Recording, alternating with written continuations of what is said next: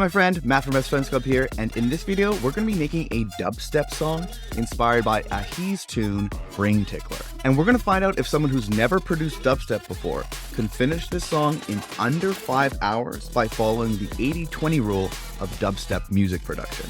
What you're listening to is the song that we'll be working on, and what you're seeing right now is the Ableton project file that we'll be working on. We'll be going over things in the order that I created them so that you can follow along in your own productions. So we'll be starting out with the drums, then moving on to the bass, then all the melodic elements like the synths and vocals, then actually taking the loop and bringing it out into a full arrangement, and then finally going over some of the mixing. The majority of samples and sounds that you're going to hear inside of this project are from Rocket Powered Sound's new Dubstep Pro Suite, and it's one of the key reasons I was able to create a song like this so quickly, despite never having produced a dubstep track before. Make sure you hit up the link in the description to grab your own copy of the Dubstep Pro Suite, and make sure you stick around until the end of the video. We'll be doing a full recap of the 80-20 rule for dubstep music production, as well as giving you a special offer from RPS as well. Shout out to Rocket Powered Sound for letting me host this video on their channel,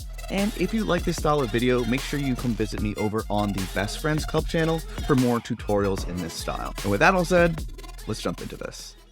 Alright. So usually when I am recreating any tune, the first thing I like to do is work on the drums. So let's go over the drums in the order that I actually built everything out. You can follow along in this kind of idea when you're creating songs on your own like this. So the first thing is that main thing what I'd recommend is adding in a reference track. So at the top here, you can see we have Ahee song, Brain Tickler. And the idea is just drop it into the DAW, get it in here, and then what you'd want to do is turn it off. So turn this track off, and then map the solo key to the S key on your keyboard. The way you can do that is just by going over the top here, pressing key, and then you just press on like the button that you actually want to map, then press the S key on your keyboard, and you can see the key S has been mapped to the solo cue. So then when you click this, you go back and forth between the track that you're referencing and what you're working on. So you can follow the main core three things, which is first, making sure you're getting the right notes, the right patterns. Then second, making sure you're selecting the right sounds. And then third is making sure that you're setting the right volumes in comparison to the reference track. So with that said, usually the first thing I'll work on is the kick. So let's start by just turning everything off and just having a look and a listen to the kick. So let's just look at the MIDI for a second.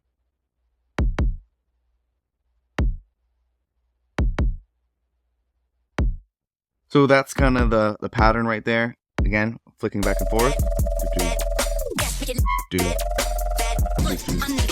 So that's kind of the idea in terms of the pattern. Then in terms of the sound, this is where things get pretty interesting. So what I did is I grabbed the Ahee Brain Tickler song. I grabbed like a portion of the track here. And what I did is I dropped it into a program called Lala. So it's LALALA.ai. And I use that to separate the drums from the rest of the melodic instruments by using AI. So let's have a look and listen to that. Let me just make sure the loop marker is looking good here for that. Over here. So this is what it sounds like.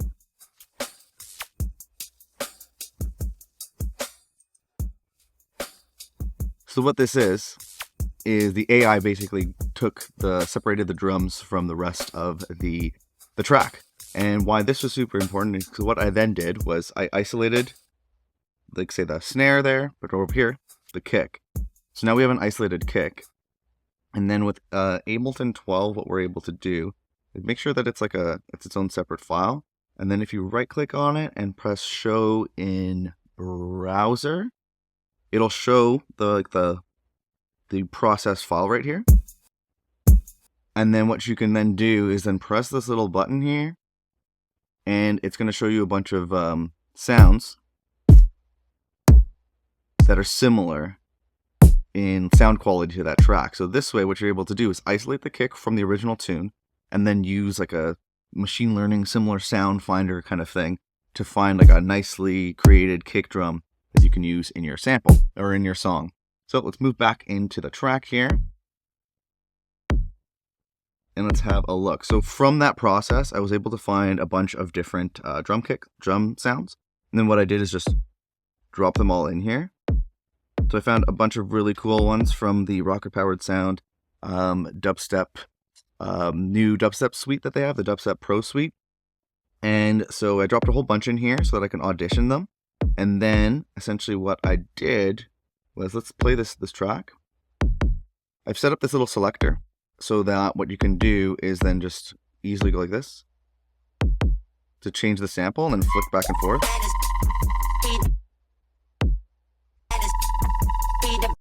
And then audition each one of these in real time.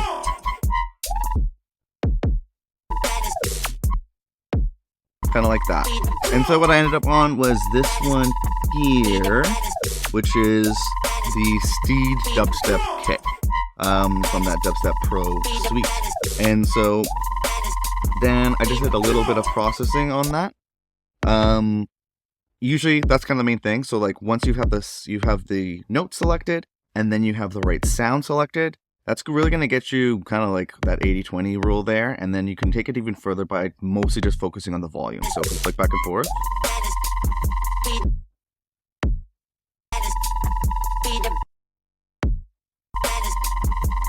So basically just flicking back and forth like that, trying to get the volumes as close as you can. And that's really it. That's going to get you like a super fast shortcut into making sure that your sounds are going to be sounding really good and tight. So let's move on to the bit of the processing that I did do here. So this is kind of the standard channel strip I usually run into basically any track that I add. And so we're just shelving out a bit of the highs. Shelving is a nice way to remove some of the highs in a more natural way to mix things in. Whereas sometimes low pass filtering can too aggressively cut out some of the highs and it can sound unnatural. Then what I'm running this into is a transient shaper. So this is a free plugin from Kilohearts called Transient Shaper, and what I've simply done is mapped some of the key knobs to an Ableton rack. That way I don't have to open up the VST and I don't have to like look at the VST and have that influence how I'm making decisions. This way I'm able to just kind of use my ears for the most part and just really quick access. So brought the attack up a bunch, and what this does is it's kind of it's affecting the transient, so that first sort of hit of the drum sound, and making it more pronounced, so making it a bit sharper and having a stronger attack would be like the idea there. And that is the main thing we're doing there. Sometimes you can bring down the sustain to tighten up the sound a bit, but we're not doing that in this case. Then running it into, we're using this for this one, and I am running this into this width plugin here, which is another free one called Wider, Polyverse Wider, also free. And the idea is it's a stereo plugin, but it does also have a nice mono feature, so I was able to drag this up to make sure that the kick was mostly just mono. That's how I wanted it in this tune. And then I'm running it into a little bit of drum bus. And the main thing going on here is this is adding just a little bit of like body and weight to the low end. So if we listen without and with, makes it sound a little bit like crunchier, a little bit fuller. And when referencing the track, that's just kind of how I was hearing it. And with that said, let's move on to the next element, which is the snare. So let's have a look and listen to that.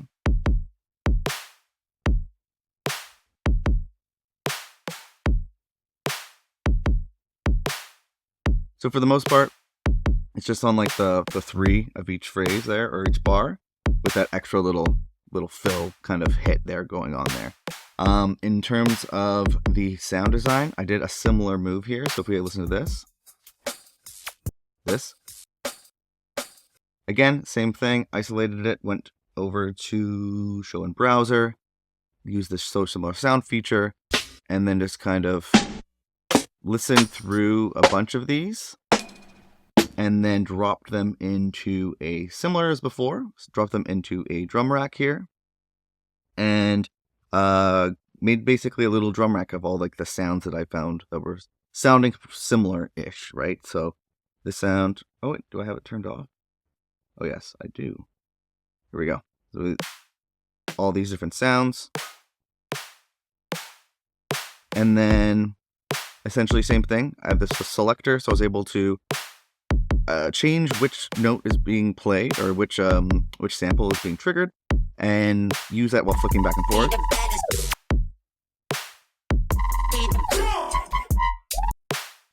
kind of like in like a rhythmic way like that. And so another way that you can do it, if you don't have like this little selector knob built out, or if you didn't grab these project files, you can also just kind of go into the file here and go like this. Like that. It's another way that you can audition the sounds as you're going through this. Because again, first thing, notes or patterns. Second thing, sound selection. And then the third thing is the volume. So flicking back and forth.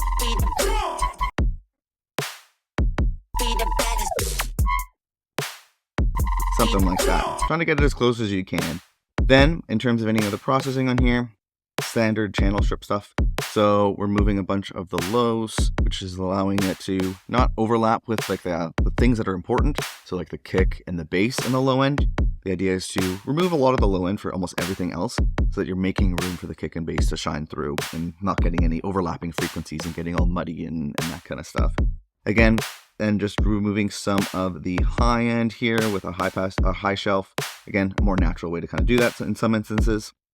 Then we're running into that transient shaper again, and this time we're leaving the attack alone, but brought the sustain down a bunch. You can hear this without. So it kind of just removes that tail, tightens things up a bit, and that's the idea there. Then running into this one knob sidechain and saturation rack. We'll get into the sidechain in a second because we're not using it on this individual like snare track here, but what I am using is this one knob Ableton saturator. Again, obviously it's pretty clean, but there's all this stuff that can like take away your attention. So I like to also mount that to a single knob and driving up the, kind of a pun there, but bringing up the saturation here by 4 decibels. And what this is doing is filling up the sound a little bit with like harmonic distortion, which can make the sound sound a little bit more full, and can also add some nice grit to it as well. And then again, using that one knob width plugin to dial in the sound a bit, make it a bit more mono, which is what I think it called for in this tune. So with that said, let's move on to the next track here, which is this.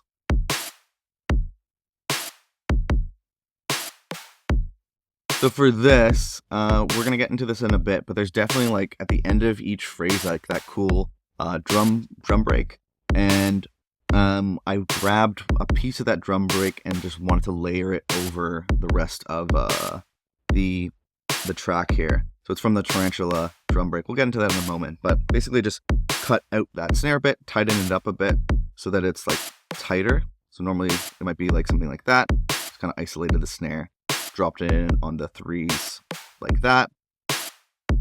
And then let's have a look at any processing. So just moving a bunch of the lows, making room for the bass and the kick, a little bit of saturation to fill things out.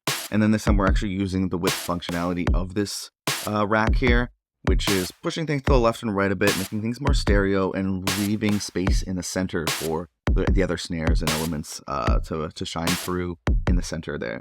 Then the next thing is this almost little fill bit. Let's have a listen, which is going to be on that accent note. So I heard something like that in there. Let's have a listen right here. Just sounds like a big fat snare. I decided to layer on something over top of it. Not even sure what this is. Just a weird sound. Maybe it might even be a kick drum sound. I think beating might be kick drum. Just another little layer to add some interest over top of the core elements that I've been adding here. In terms of any processing, what we're doing is just moving some of the lows, shelving on some of the highs, adding in a bunch of saturation, and then I did add a limiter, Ableton limiter at the end, to increase the volume a bit, and kind of even out the sound a little. With that said, that's not as cool of an element. Let's move into one of these way cooler elements, which are these hi-hats. So let's have a listen to this.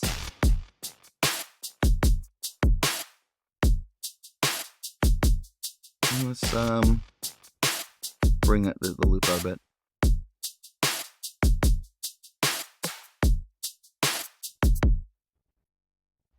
Cool. So let's have a listen.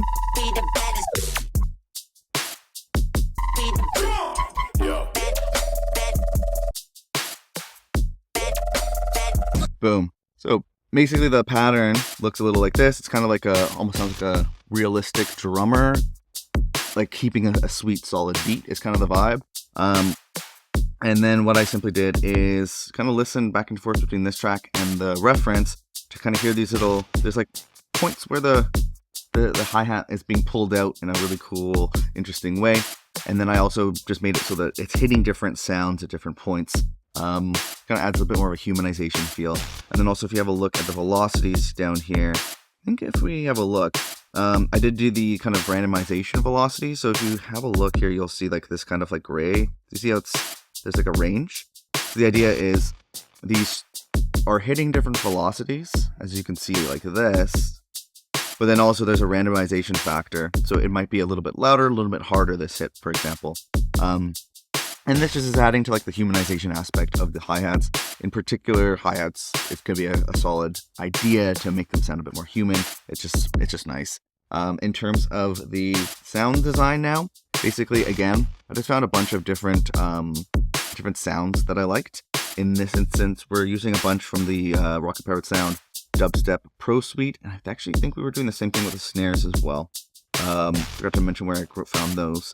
But with that said, once I had like a nice little drum rack of sounds, just kind of auditioned them while flicking back and forth. Not perfect, but pretty close. And then after that, main thing is the standard channel strip stuff. So we're moving some of the lows and then bring up the saturation a bit to kind of add a little more like body and grit to the hats. I think it's still not perfectly like the original reference track, but pretty close. And that's kind of the idea too, because usually when I'm going about this process, the way I like to go about it is to use a reference point as a jumping off point and definitely using it to get the right levels and the sounds and stuff.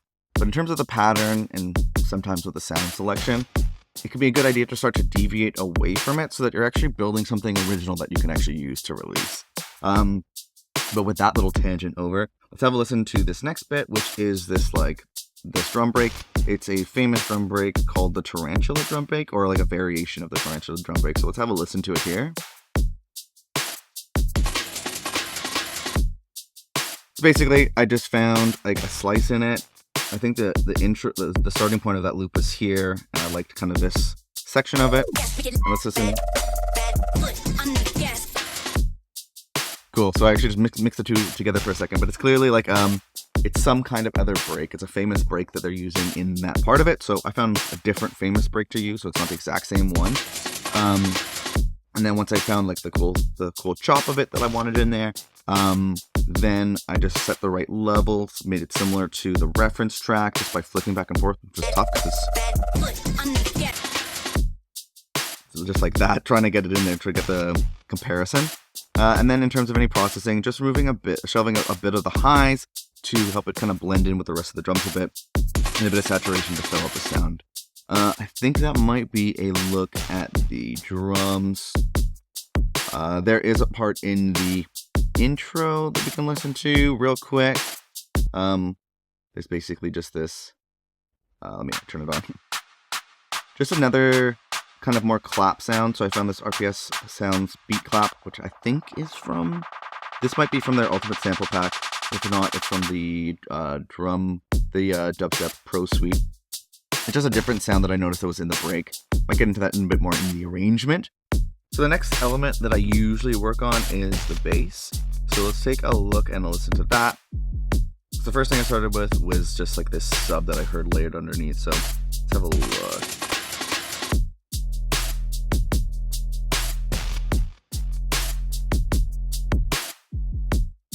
That's basically what I was hearing. It's almost like leaving room for the kick, and then the sub comes in.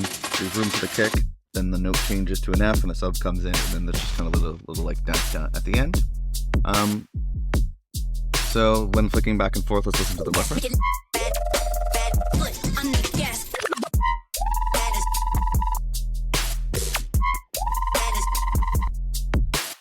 So definitely, I think when I did it, I'm mixing in the sub a bit louder, but main thing is it's just basically a sub sound, so any like kind of sine wave would essentially do. But with that said, after we've had a look at the notes, let's look at the sound. So what for the sound, using Serum, and we're using the Rocket Powered Sound Pro Dubstep Suite. And they have a bunch of different sub sounds down here, and I landed on this one here. Oh, because I kind of like it's mostly just a very simple sub, but there's like a little bit of like a little like hum or presence to it. I don't know. And since I don't know how to design stuff like this, I'm glad that there's presets like that. With that said, what the main thing is the volume. So I would say ours is mixed in a little louder. But I like how it sounds, so I'm going to leave it like that, I'm not going to lie.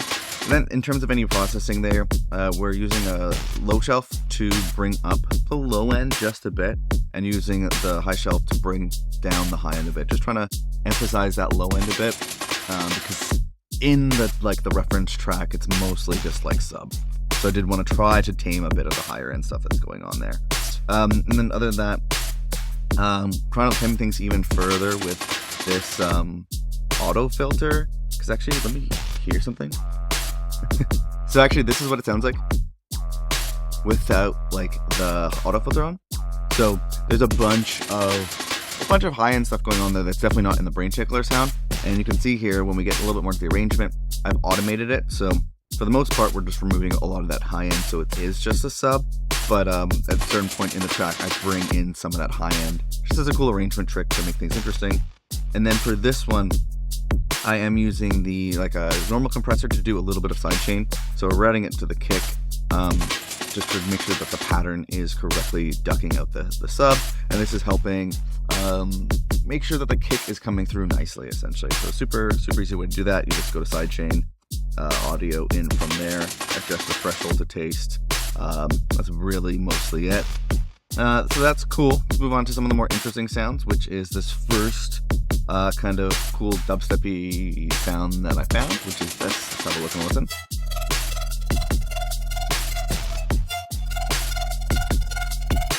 We're then jump to the reference.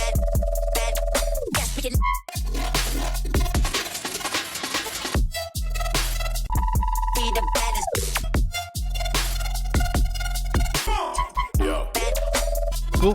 So definitely not the exact same sound, but trying to go for that same, like, in terms of the pattern.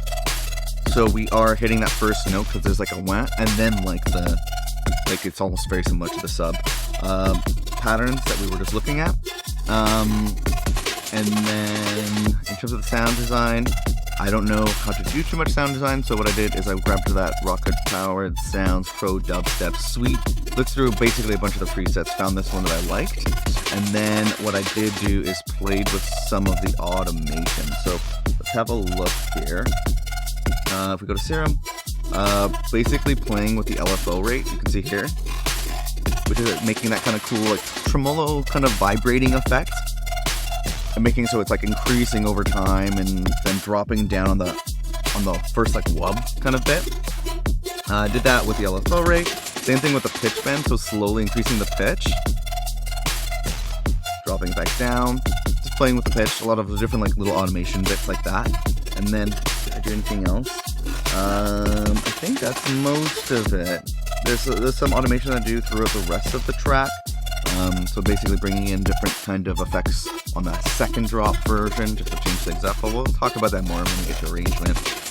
In terms of any other processing here, got some standard channel strip stuff, so removing a bunch of the lows, making sure that that sub sound is taking care of most of the lows as well as the kick, and then doing some one knob sidechain, which is just running to quarter notes. This is usually more in like the style of music that I typically make, which is like house music.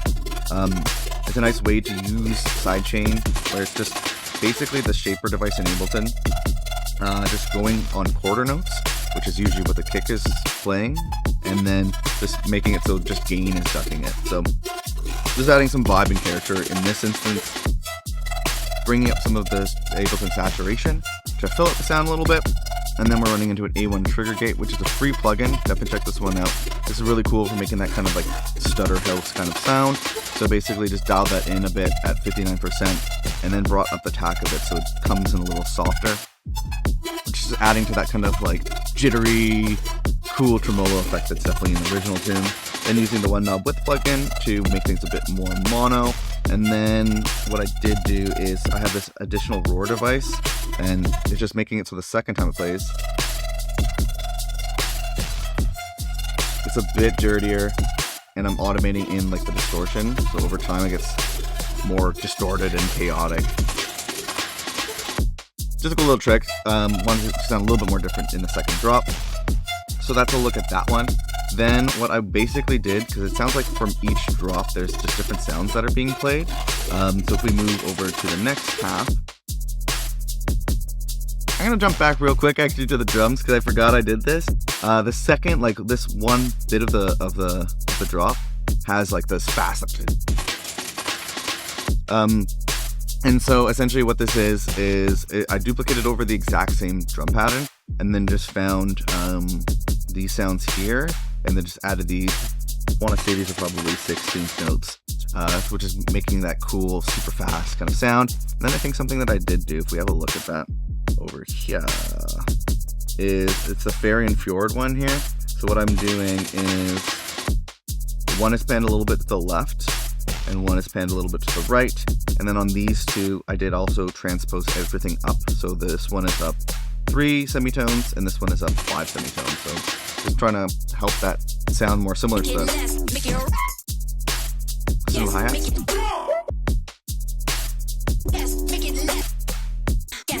Yeah, so yeah, cool. Kind of forgot I did that, so I'm glad we moved to this part. It's a cool way to make it so the drop is changing over time, which is basically what we're working on here. So then, in this second bit of the drop, because you can see I've color-coded everything, we'll get into that in a bit. In the arrangement, there's this next kind of bass sound. Let's have a listen to that.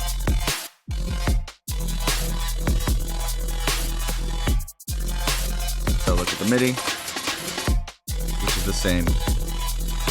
That's the other bits. Maybe it's just like, I think actually it's a lower octave or something like that. Yeah, this is E1, and the previous one was E1. Never mind, no change. So what we're doing here, let's have a look at the sound then. So we're running into, again, I think it's actually the same preset as before. Yeah, we're running actually into that same Rocket Power Sounds preset from the Dubstep Pro Suite there. But on this track, there's a bit of some change-ups going on. So on this bad boy, I added this VHS Milds preset from Roar. Like that. So that's some like grit and a bit of that kind of like tearing sound, which I think is cool. In the second half, I think here, I've added this Spectral Resonator so that it's changing things a bit in the second drop and is slowly automating in the dry and wet knob. Just kind of like slowly dialing in the chaos essentially there. Then let's have a look. Then we're just running into some standard channel strip stuff here. So removing a bunch of lows, making room for the bass and the kick. This time we are low passing out some of the high end, a little bit of sidechain to give it some bounce, and then some saturation to fill out the sound a bit, as mentioned before, and then using this width plugin to make the sound a bit more mono. Main thing though, is flipping back and forth.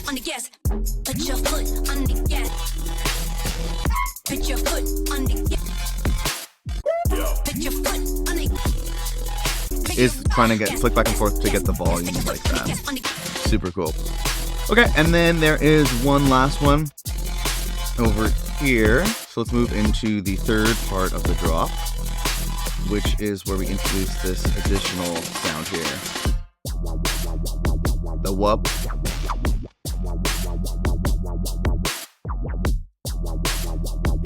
Freaking so cool. So we listen back to the reference.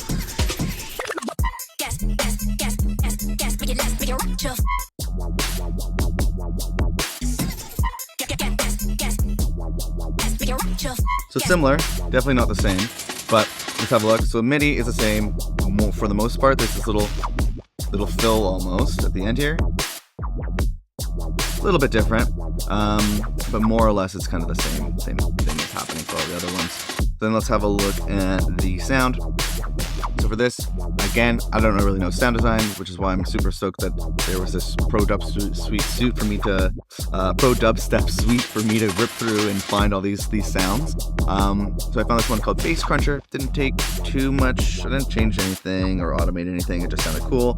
Then removing some of the lows so that the sub, because if you look here, the sub is playing pretty consistently throughout everything. All these other additions, these mid-bass sounds, are just adding a lot of the character and interest to the sound. I usually like to work with 2 tracks like this. That way the sub is just taking care of the low end, and you can just leave that alone. And then when you're adding in all these cool extra elements, you don't have to worry about as you're processing, oh no, I removed a bunch of the low end and like now that doesn't sound good. It's like you don't have to worry about that. You can just focus on making things sound cool with the mid-bass sounds. With that ramble out of the way, the next thing I did was I added a little bit of the 1-dub sidechain and then some of the Ableton saturation to add some width, or not some width, some body and fullness. Then using the 1-dub width rack here, pushing this sound a bit more to the left and right, making it stereo. And then lastly, I have this auto filter in place, and this is removing a whole bunch of the lows, and the resonance has been brought up a bunch so that like it cuts through a little bit more and just kind of adds to some sound design character. In terms of this, at certain points, I brought it even further down for like the intro and for the main break in the middle. So you can see it moving and hear it. But yeah, so that's that. And then the only other change there is I did mention in the sub, you can hear that like buzzing sound. Let's solo it for you. So that's where in this part of the song, after the fast hats part for both the first drop and the second drop, bringing that in. I don't think it's really in the sound too much, but I thought it sounded cool. Just a little deviation to make things sound interesting and a little bit more unique, making things sound different from the original reference track. Alright, so next let's have a look at the rest of the melodic elements like the vocals and other synths and stuff like that. So one of the first things I added in was this kind of, I don't know if it's a bass sound. This thing. Yeah. So it's basically what I found is this RPS, rocket powered sound, remastered bass one-shot. I'm not 100% sure if this is part of the Pro Dubstep suite or if it's part of the Ultimate Sample Pack. I think it's part of the Pro Dubstep suite, but with that said, basically found this cool sample, and then all I did was, yeah, just dropped it in here. I did play with the length of it, so I believe it might have been longer, and what I did is just shift and then just jiggle it, and you can kind of adjust the length of the sample there. And then I think in some of these, let's just have a quick look. Yeah, some of them I changed the pitch up. So some of these are going up 13 semitones to kind of follow along with the chord progression of the track. So other than that, main thing was just finding a cool sample and dropping it in there where it's wanted, kind of like at the beginning of each of these beats here. And then in terms of any processing, standard panel strip stuff, we're removing a bunch of lows, increasing the attack with a transient shaper, and slightly pulling back the sustain a bit to tighten it up. Then we're making it sound a little fuller by adding in some saturation, and that's really it. Then I think it's in the original tune. Yeah, that's kind of what I was trying to emulate there. So next, let's have a look at the vocals, which I think is a big part of it. And so let's have a look and a listen to that.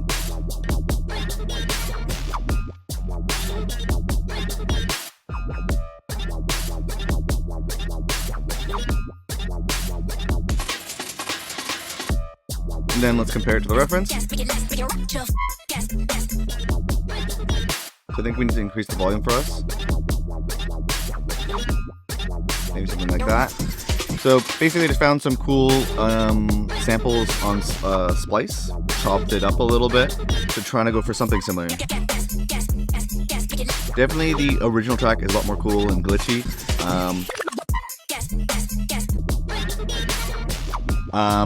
But went for something similar and then moved on with the idea here, trying to finish the song within about 5 or 6 hours. So That was the idea. Found a cool sample, chopped it up, threw it in there, bring the volume up to something similar to the reference track, and then you're kind of cooking already there. So then in terms of any processing, removing a bunch of the lows, taking out a bit of the highs, and using the transient shaper to increase the attack of it. Is that the right? Yeah, increasing the attack of it. Pulling down the sustain a bit to tighten up the sound a little bit of one knob sidechain, a little bit of that width plugin to make it a little bit more stereo. And I'm running it into this tape saturation preset from the Ableton Roar device. Add a little bit of grit to it. And then I have a little bit of this A1 trigger gate on certain parts of the arrangement. So I think this one, the glitch is like in full effect here. But if we go back to this other part of the drop, okay, that's not. You can see it's turned off here, or it's turned on at certain points. So let's get a little loop going here, keep moving through. And then I do have this Ableton shifter device where I'm dropping the vocal down a bit. So if we listen to it, you can hear that lower end bit. You can hear it a bit more here, I think. So it's just adding that lower octave, which just sounds like freaking cool, I would say, and adds some vibe to the tune. And that's a look at that main vocal, and then there's a couple of other little vocal tricks in here. So let's jump back over here. There's this like, actually I want to show you this one here. So there's this like little, in the original track, there's kind of like a hey or something like that. And if you listen to the original, it's like a So found something similar. Just found like that vocal on Splice, dropped it in there, removing a bit of the lows, a little bit of sidechain, a little bit of saturation, and some width to make it sound a little wider. And then there's this other bit that I added. That right there, let's have a listen. And then on the original, I think the original sounds cooler, but ours is going for something a little bit different there. And then the next cool thing, is there something here? There's something here at the end here. So just added a bit of the rest of that sample to just kind of reinforce the drum break here. And then I added in this last little vocal here. I don't think this is in the original. Do we have a listen? Okay, the foot on the gas thing, kind of went for that here, so let's have a listen. So I found something a little different, kind of cool diva voice. Let's have a listen. Cool. So, in terms of any processing on any of this stuff, main thing, again, is just dialing in the volumes. But then other than that, like on the getting rid of some of the lows, added some of that tape saturation, a little bit of width, some of that shifter to like make it sound a little bit lower. And then for that cool little diva voice, very same processing. Actually ran through everything, pretty much the same processing. Moving some of the lows, bit of sidechain, that tape saturation floor device and that shifter device. So everything kind of sounds a little bit more similar and in the same like style kind of thing. Because all these different stitched up vocals kind of want to make it sound like it's coming from the same singer in a way. Or at least it's all meant to be together. It's kind of the idea. Then moving on, I want to show you in this bit of the song, if you listen to the reference, the high little lead. So over here, went for this.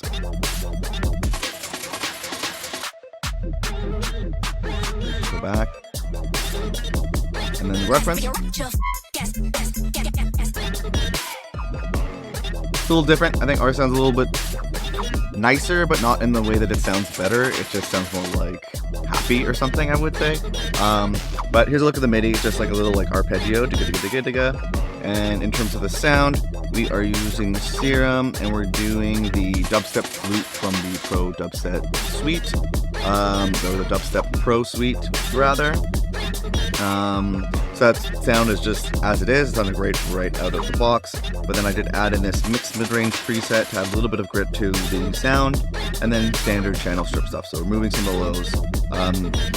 We're low passing a bunch of the highs out, and then also automating it so it's slowly moving over time to kind of have some movement and evolution. A little bit of one knob sidechain, and that's pretty much it. Main thing again, choosing the right sounds and getting the volumes correct. Then we have some other pad things that I don't think were in the tune. So we have this. Solo it. Where's it? Why is that? Nothing. There it is. It's just slowly swelling in. Yeah, so that's a little bit more of an arrangement trick because I added a pad to the break, as you can see here. So we'll come back to that in a second, I'd say. Next thing is we'll go over some of the effects that have been added in. So let's turn this on. Just a couple things, like I added this like rocket powered sound. I think it's from the Ultimate Sample Pack, this one, but the this like impact, which sounds like this. And it just kind of adds a little bit of just the one on some of these phrases here. And then the main thing I want to show you is this like little spin back. So I just found a spin back over on Splice, and it sounds like this. And on its own, it sounds like this. Super cool. It's in the original track. So main thing, found a cool spin back sound, dropped it in to the spot, and then adjusted the volume. Nothing really to see here in terms of the process, just removing some of the lows and adding some width to the sound.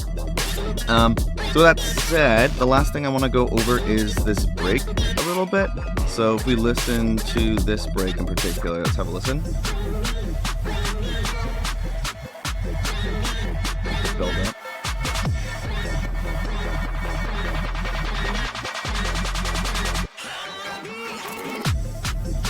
So real quick, just gonna run through this. So what we do have is this additional pad layer here. So let's have a listen. Very subtle, but it's just adding a bit of a character, and adds, since we take away so much during the break, it adds a little bit something in there. So just using the rocket powered sound pad called Real from the Dubstep Pro Suite. Barely any processing here, as you can see. And then the other pad that we have added is another one from the Pro Suite, which is a preset called Box. And that on its own sounds a little like this. Kind of acting as like a creepy riser. And then the only other thing I think I want to show you is, yeah, we have this clap, which is also a rocket powered sound sample. And then a bunch of these effects I want to show you real quick. So these, I think I mostly grabbed these from the Ultimate Sample Pack, but we have like this nice drop kind of impact. And then this riser, just look through a bunch of different riser sounds and kind of just combine them all together. So then we have this one. And then also this one. Almost more of an impact sound. Cool effects. And all together it sounds like this. Cool. And then last thing I want to show you, oh no, I gotta show you a couple more things. I can't help it. So what we have here is, I'm gonna just start it from the beginning, and I'm gonna just show you a little bit of the arrangement. So one thing I like to do with my tracks, in addition to using this reference track to kind of guide the sound selection and the vibe, and like kind of doing a mix as you go as you're building things out by setting the levels in comparison to the reference track, is also build out an arrangement track for the tune. So you can see here I have this MIDI track here, and I have all these empty MIDI files. And I just use this to listen to the track and map out the arrangement.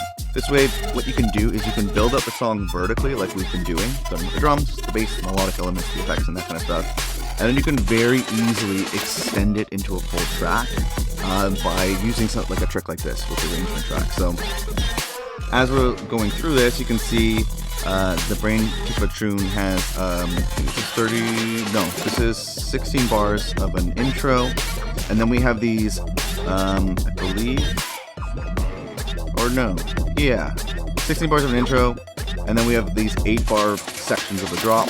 So then the first drop comes in, then like the extra hats come in, and then the next 8 bars is the class hats go away, and there's like more of a, each one has a different change in like the bass sound, and then that ARP comes in, and then we have this 8 bars here of a break, and then into a very similar kind of 3 sections of 8 bars, and then with slight changes on the back half here,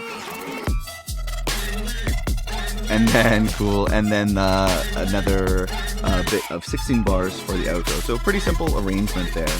And then the last thing I do want to go over is kind of a mixing process. So I mentioned just earlier, main thing I like to do is mixing as you go. So as I'm building out each track, The idea is to do a couple of things. One is to select the right sounds, the right notes, and the right volumes. The volumes is going to get you that 80-20 rule. It's going to make it sound super easy. Just focus on the volumes, making sure that you're getting it as similar to the reference track as possible. And then just do that as you're building everything out. And then the other thing is, I mentioned a few times, the channel strip. So one thing I like to do, let me bring it back to the beginning so we still have music in the background. I'll always have this channel strip that opens up on the audio tracks, MIDI tracks, everything. And it's always going to have this move, so it's removing a bunch of the lows. That way, pretty much everything except for like the kick and the bass, you pretty much want to cut out a bunch of the low end in my opinion. So I have this EQ8 here, ready to go, already making that cut, so I can just adjust it real quick. Then all of these things that I've been mentioning throughout the video. Just setting up these things that I like to use every time, shaping the transients, sidechain, saturation, and width. Setting them up so that they have these like kind of one knob configurations, so you can quickly make these moves on the track as you're building it out, and then move on to the next one. That's kind of the mix as you go process, but I like to go through it. And then the last thing, I'm going to go over a little bit of bus processing. So I usually bust everything into, or group everything into drums, bass, melodic stuff, and then effects, and then go through a very similar bus processing here. So I'm usually running into a clipper. This is the K-Clip 3. You can get the K-Clip 3 or 0, and you get a free version of this, which is good. The idea is to reduce or clip about a decibel or two, and I usually like to link the two, so that way as you're introducing or removing the input, it's adjusting the output automatically, so all those volume changes that you've made along the way are going to be preserved. And just adding some clipping here is going to clip off some of the top ends of the transient and control the dynamic range a bit, so that way as you're making these small changes in terms of clipping and limiting, by the time you get to the mastering stage, your clippers and limiters there don't have to work as hard and you get a cleaner, louder master. Then I'm usually running into this punch and parallel process lately. I've been liking it. This is doing New York style compression, so we're dialing in a heavy amount of compression to bring in the dry and wet, so it's only like, a small amount. Same thing, we're kind of doing a similar idea with the saturation, dialing in just a small amount. And the idea is by running all of the drums or all the bass or all the melodic stuff through the same compressor or saturator, everything is running through it together. It's kind of making the compressor and the saturation interact in a similar way, which adds some cohesion since everything's going through the same thing and helping interact everything. And then another K clip, I think going for about like a decibel clip there on the back end. And I usually go through that. Very similar for each one of these. If you want to get access to the project files, I know there'll be a link in the description where you can dive into all this in a lot more detail. Hi again, my friend, Matt from Best Friends Club here, and if you've been paying attention, then you've probably already figured out what the 80-20 rule is when it comes to dubstep music production. The first main key is to use a high-quality reference track that you can follow along with to quickly guide your decisions as you're building out your track. Namely, paying attention to things like the notes that you're selecting or the patterns that you're creating, then focusing on the sound selection, and then finally focusing on the volumes. The second big key here is to make sure that you have access to a library of high quality samples and presets in your genre of choice, so that you'll be able to very quickly hit a professional level of quality with only 20% of the effort. Like I mentioned at the beginning of the video, one of the main reasons that I was able to finish a dubstep song like this so quickly, despite never having actually made a dubstep song before, is because I was using Rocket Powered Sound Dubstep Pro Suite, which gave me access to a whole bunch of different samples and sounds in this style of music that I could quickly access to, super high quality, just drop them into the project and move along very fast. So if you like what you saw and heard here, make sure you visit the link in the description to grab your own copy of Rocket Powered Sound's Dubstep Pro Suite. And if finishing songs fast like this is something that's important to you, there's also one more special bonus for you right now. I've actually made you a free bundle of templates, samples, and special bonuses that I use to completely finish one new song like this every single week. Just visit the link that's in the description to grab the ultimate song finishing toolkit for free. And if you do want to take things to the next level, you can also find a link to this video's project files in the description as well. With that said, I've been Matt from Best Friends Club, and you've been the best. See you in the next one, my friend.